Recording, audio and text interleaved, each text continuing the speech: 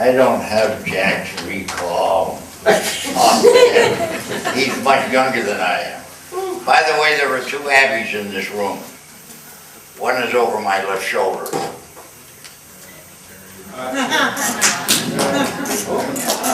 Abbie Golly Foster. Worcester's been very lucky in our Abbies.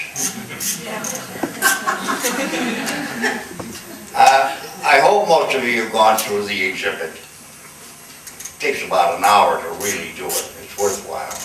I hope you do it. Abbie was only with us a short time in Worcester. And that's my part of this program, is Abbie in Worcester. What do I remember about Abbie in Worcester? It's really only about 2 years. He came back from Berkeley and he got active. Now, how many of this people in this room are over 30?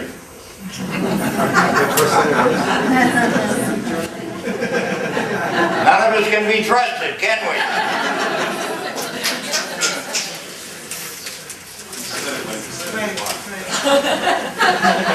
According to Abbie, we're set in our ways. We're part of the establishment. We're too embedded in it. We're part of the problem.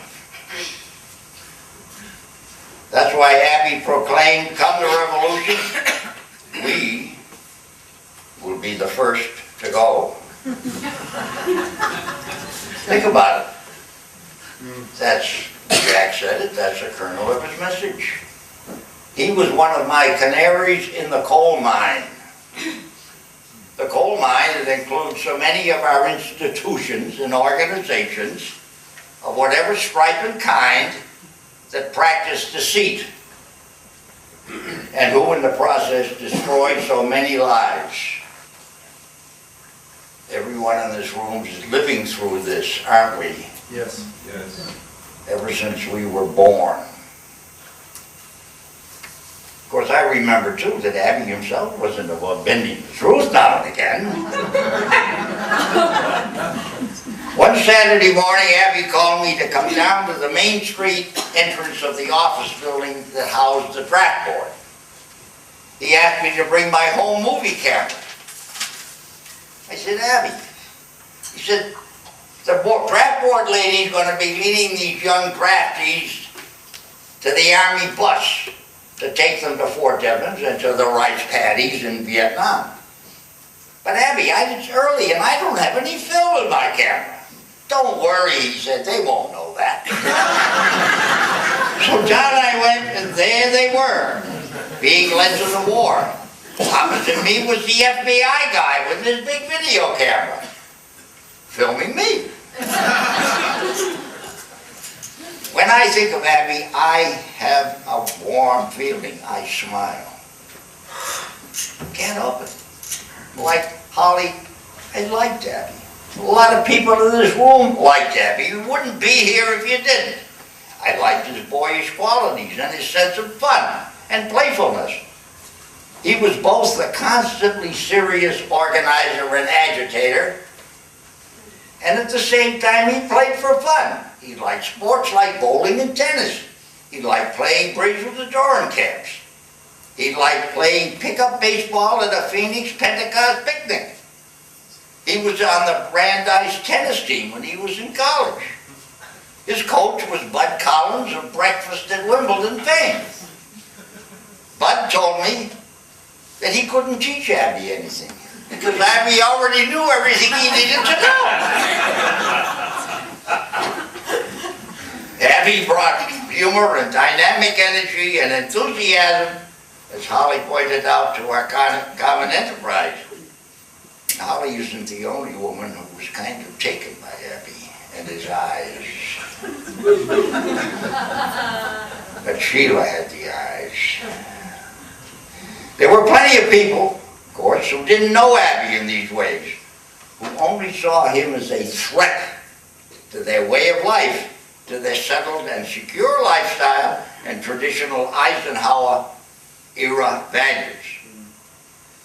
Abbie was fortunate that when he and Sheila moved from Berkeley to Worcester, he could find the civil rights movement already in place and the peace movement that already existed. Movements that he would become part of and contribute to so completely. As far as I'm concerned, this is where he cut his teeth. For example, there had been sit-ins at the food counter at Woolworth's in 1961. There was Prospect House next to the old jail on Summer Street. It had been started by black and white people to advance the rights and economic opportunities of Worcester's small but black community. People who had been here ever since the Revolution. Betty Price was the director. There was the Phoenix, the ecumenical storefront. Down there at 65.5 Main Street. It became another center of civil rights and later the peace movement. Vietnam War resistance and draft counseling center. It was where Bernie Gilgun preached some of his most fiery sermons. He could really make that building shake. Those of us who took part in that landmark march down Main Street from Lincoln Square to City Hall to protest the Vietnam War, we won't forget the hostility we encountered at every single corner. Nor will we forget Bernie Gilgun and Thurston Taylor leading us at the front of the line, or the daffodils that Abbie passed out to every woman in the line. Or the eggs that landed on our clothing as we walked in the long loop in front of City Hall. As one retired high school teacher said to her companion after an egg had splattered against her hat and veil, "Keep on, keep right on." Abbie was welcome to the program committee of the Phoenix. Every Friday evening, different speakers on a variety of subjects were invited to present their views. This is all kinds of people. It was a neutral place. It was the place Worcester needed. It was started by some liberal Catholics, but very soon Jewish people came. Because this is the place where they can begin to ask questions. Why in the name of God do you believe that you got to be baptized? All kinds of basic stuff. And it went on from there to more intellectual, more political things. Charlie Blenderman and Clark, speaking of civil rights, made a real contribution. He set up, because the cops had no training whatsoever in dealing with civil rights or civil rights resistance or demonstrations. They didn't know how to handle people. So he set up a program at Clark to give police in Worcester the opportunity to get a bachelor's degree. And that changed the attitude and the professionalism of our police department. It's a wholly different police department since. At any rate, these speakers weren't paid a penny. But hospitality was offered if they came from out of town. By the way, we've got one of the two fellows who went down to Main Street to rent that space for $50 a month. John Stachinski, sitting right here.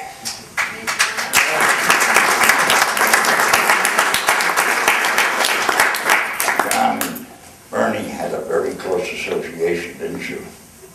John is an artist, taught at Worcester Art Museum, went to the University of Warsaw in Poland, knows enough about the liturgy and canon stuff to probably be a cardinal. In those days he was, involved in such things. Made beautiful banners for our demonstration. The silk screen, greatest things. Had a wonderful wife.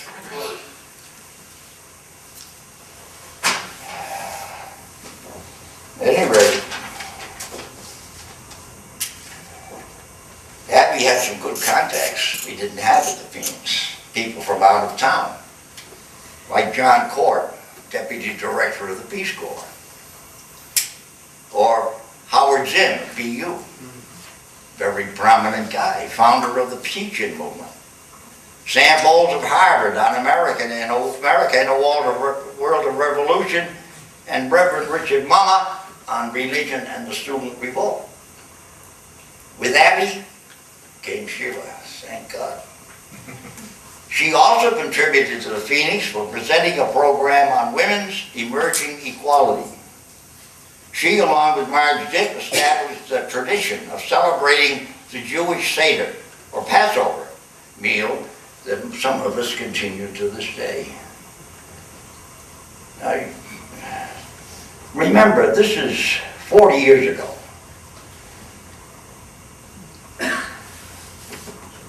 Women, I think, if I'm at all accurate, were really emerging out of their inferior status.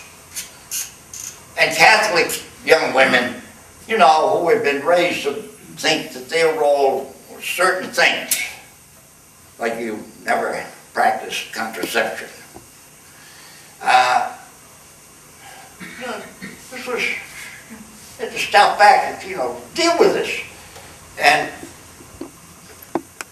we had a fellow named Dr. Moss from the Biological Foundation, where the pill was developed, come and talk to us about the countries in Central America they went to for women to take the first pill.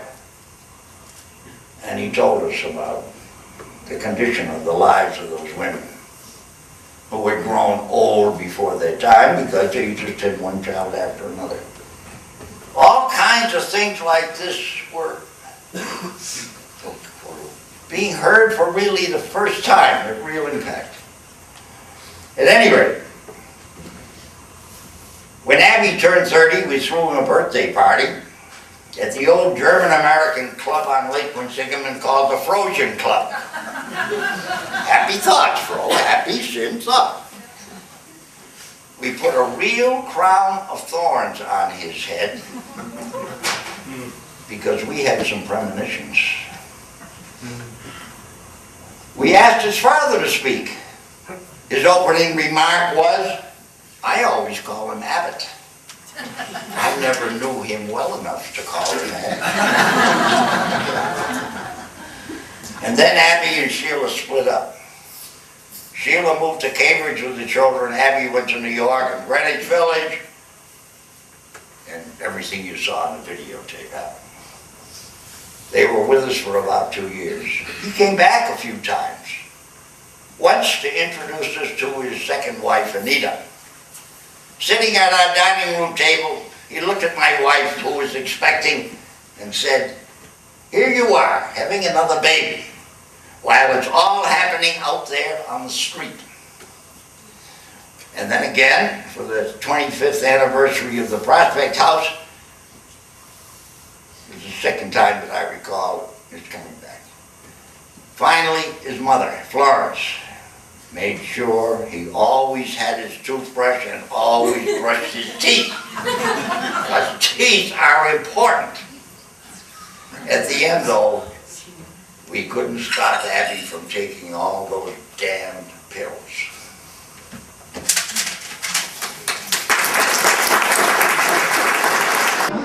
I wonder how you think Worcester has treated the memory of Abbie Hoffman. I think Worcester, thanks to the Historical Museum, has done very well. I would say that